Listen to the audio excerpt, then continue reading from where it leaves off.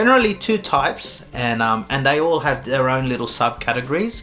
The first one that we're going to talk about is the recreational or the family tents. These tents are generally made in such a way that it's easy and it's friendly for people who may not have been camping before, and it's generally a little bit easier for them to put. But at the same time, because it's a recreational or a family tent, sometimes they're a lot bigger in size because we're trying to fit more people inside of that tent. So most of these tents have come in the form of a dome tent, and sometimes I'll have almost 2 or 3 dome tents together in one, and it forms almost like a T-shaped design with a little mini vestibule in the middle. And of course you can fit more people in those sort of tents. But because it's a recreational or a family tent, it means that it's a lot heavier. It means that the tent, the footprint is bigger. You've got a fly to go on top of that, and so weight is not going to be a concern, because generally you'll be putting it in the back of the car, and most times you'll go to a caravan park probably to pitch that tent, or you might go to a campsite where you can drive your car closest to your campsite, and it's not going to be a big problem. The manufacturers of these particular tents can be Oztent, Coleman, even Black Wolf will make some of these sort of family / recreational tents, and their price range is very broad. So you'll find some very economical ones which are good. The next type of category of tent or class of tent that we have is what we call the hiking tent. And the hiking tent has its own little subcategories, and you can sort of say it's like a mid-range one and then a high-end range one. And all it really comes down to cost and the quality of those materials. So the mid-range ones are generally still tents that can be about 2 or 3 or even a one-man tent. And the intention behind these tents is that they pack small so that you can fit it into your backpack and you can take it with you on a hike. Of course, the mid-range ones, the quality of their materials are slightly different. They're slightly better than the family or recreational tents, and therefore the price is slightly a bit more higher than normal. But what happens is, because those the quality of the materials are still slightly better, it just means that the weight, when it's all packed into its bag, will still be roughly around a 2 to 3 kilo mark for a 2-person or a 1-person tent. So it's still pretty heavy, but it's still something that you may want to consider if you're going to go hiking. Companies that make mid-range kind of, the mid-range hiker's tent could be Kathmandu. Black Wolf also makes some, and we've also got Zempire, and those are reasonable qualities that you'll find. Reasonable tents that have good qualities that you can use as a mid-range or a mid-entry level hiker's tent.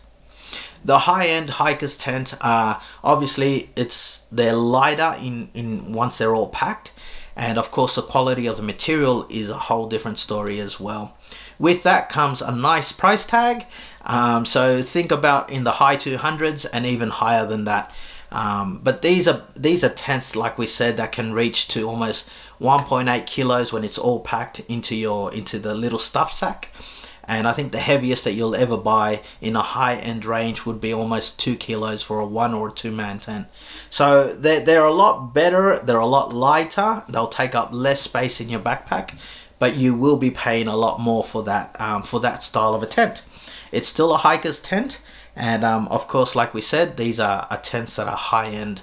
And so the most popular ones is like MSR. I think Marmot might even make some sort of tents like that as well. But yeah, they cost a little bit more than what you may want to pay for a normal tent.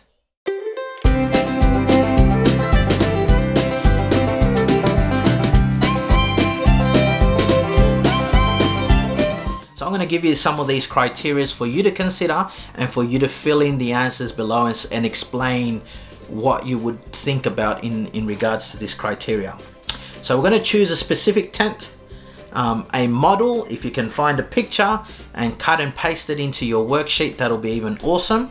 The first one is budget. How much money do you have? How much money are you willing to spend? And then of course, does it meet your budget?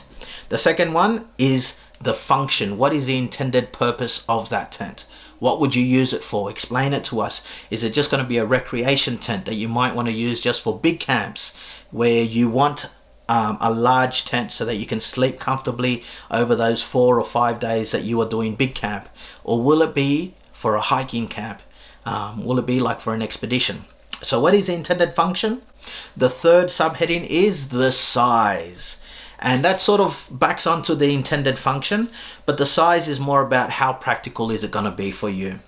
The fourth point is the internal height in that tent. So as we shared, there are some 2-man tents that have an internal height high enough for you to sit almost upright or even kneel down in and get changed in. The frequency of use of your tent. Are you happy in spending so much money for a tent that you might only use once or twice? The sixth point that I need you to consider is available materials and the quality. So this is something for you to consider. Can you buy what is available in the market, or do you need to actually order it in? The expected weather conditions. Now, there are some tents that, like we said before, are 2-season tents, 3-season tents, and there's some tents that are rated at 4 seasons. All these seasons mean different things. 2 seasons is generally good for the summer. 3 seasons is good for summer and for winter or spring, or for that cooler months of autumn. And then the 4th season generally means very heavy winter season. And so generally that's seen in tents that you would use out in the snow expeditions. Point number 8 is the ease of setup. Is it a tent that is going to be easy for you to set up by yourself? Number 9, reputation of the tent manufacturer. But you may want to consider, are you buying a tent that is manufactured by a well-known company, that is reputable, that will have after-sales customer support? In other words, if a guy rope was to break, or one of your runners was to break, or if one of the D-rings or the zipper was to fail on your tent, do you know that the manufacturer is ready and willing to accept that tent upon return, saying this is a faulty item, please receive it and give me a new one? Point number 10, the last one in regards to justifying your choice of tent, is the color. Now I know some people don't care about the color, but there are some of you that do. So do a bit of research, have a look on Anaconda, or have a look at BCF. They sell all these different types of tents.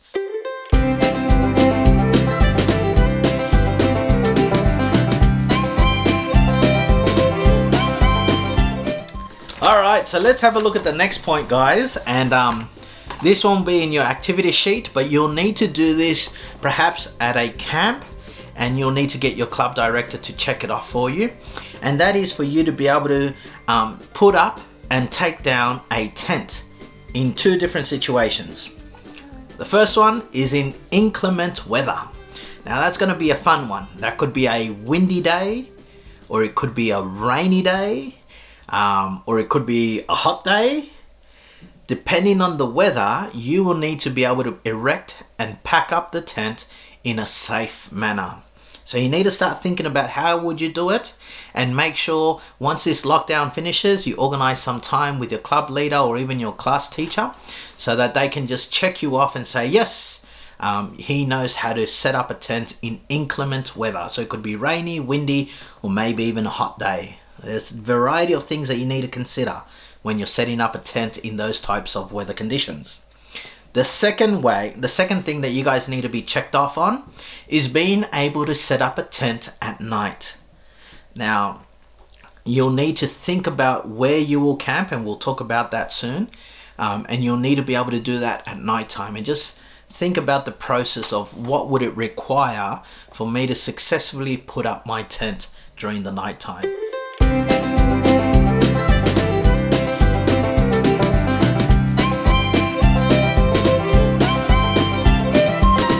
And there are a few points that I want you to write down, and you will need to expand on those points and just tell us what are some safety guidelines that you would use in regards to this subheading or these points that we're going to give to you now.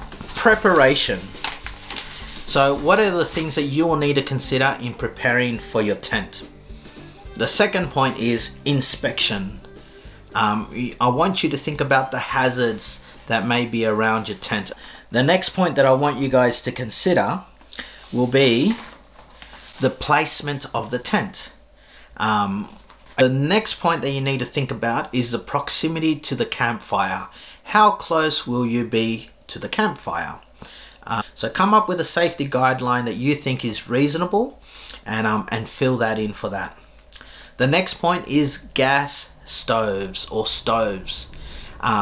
Write up some safety guidelines as to how will you do your cooking.